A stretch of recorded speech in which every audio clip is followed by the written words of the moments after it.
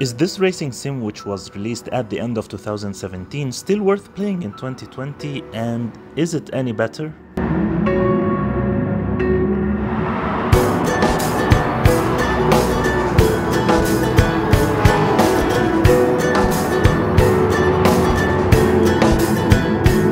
What's up everyone and welcome to a new video. My name is Omar with Real Gamer Review, and today I'll be reviewing Gran Turismo Sport. If you're new to the channel, please consider subscribing and liking the video, as it would be much appreciated, and turn on the bell icon to see more videos like this one. Without further ado, let's get right into it.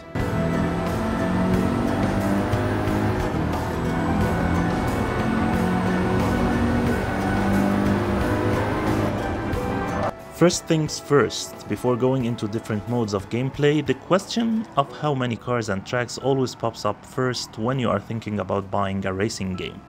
So let's start there. This amazing racing sim was released at the end of 2017 with 168 cars and 29 tracks, and this number jumped with free updates to 328 cars and 82 track configurations as of the time of this recording. The single player mode has arcade mode, which includes the usual stuff like single race, time trial, custom races and 2-player split screen. Secondly and most importantly, there is a campaign mode which includes 4 different categories: GT League, Driving School, Mission Challenge and Circuit Experience. If you are new to GT and racing sims, I would recommend starting with Driving School and afterwards Mission Challenges, and then you can go ahead with the GT League. If you want to skip the Mission Challenge, I would say that the Driving School would be enough. The main GT League contains 4 subcategories, which are Beginner, Amateur, Professional and Endurance League. Of course, I would recommend that you start with the Beginner League and step things up gradually. Although I didn't feel that the AI drivers are leveling up accordingly as you progress through difficulty levels, but the tracks themselves are getting longer and have harder configurations, so there is a higher chance that you would lose focus and make mistakes during the race.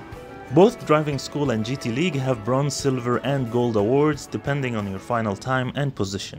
The campaign, school and challenges are pretty good and fun to play, but I feel that the game is missing a bit of human interaction, like maybe human voice talking a bit, such as a commentator or something interacting with you during those 3 categories, but still, it's not a deal breaker. As for the time of day and weather conditions, you have to choose before the race the preferred time of day, which includes sunrise, morning, noon, afternoon, evening and night, as well as cloudy, sunny or rainy weather conditions to choose from, unlike its biggest competitor, Forza Motorsport 7. That has a dynamic in-race weather conditions, which will automatically change the weather during the race, which is slightly more realistic, as in real life you won't get to decide the weather. Of course, you get those choices only in the single and custom races. As for the campaign categories, all the choices are automated.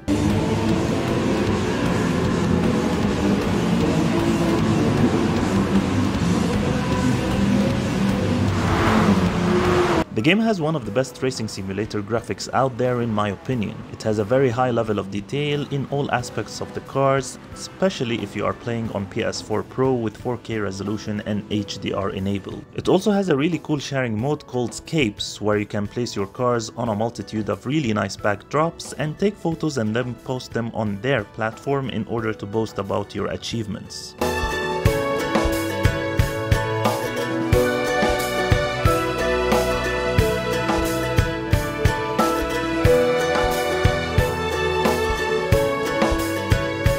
This mode also has one of the best rendering engines that I have seen, as it makes the photos super realistic to the point that if someone is not familiar with the game, they would never think that the photos are a graphic composite design. One of the few issues that I happen to notice in this game that it lacks realistic damage simulation to the cars and environment, showing only minor cosmetic damage and tires wear and tear.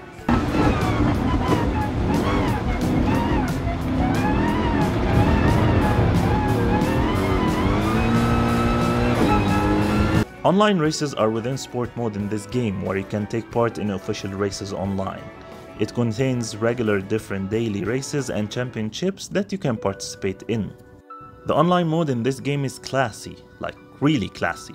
This game really cares about sportsmanship. It will even force you to watch a driving etiquette video before it lets you play online. GT Sport will award you a dynamic sportsmanship rating according to how nicely you drive in races, meaning everyone can see how much of a good sport you really are, and even adding some penalties if you don't follow the rules. It also includes a rating system called DR, which is short for driver rating, and it's split into 7 categories: E, D, C, B, A+, and S. You start from E and go up gradually. There is also SR, which stands for Sportsmanship Rating, which, as you might have guessed, will get lower if you drive dangerously and collide with other players during the races. They managed to craft one of the best online systems that I've ever seen in an online racing game.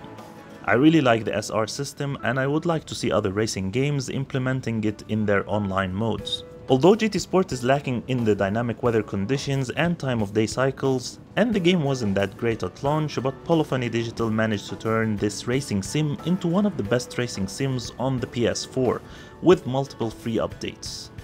If you are a fan of racing games, I totally recommend giving this one a try, as it's discounted at the time of the release of this video. Thanks for watching. If you enjoyed this video, hit the like button and don't forget to subscribe and click the bell icon to watch more videos like this one.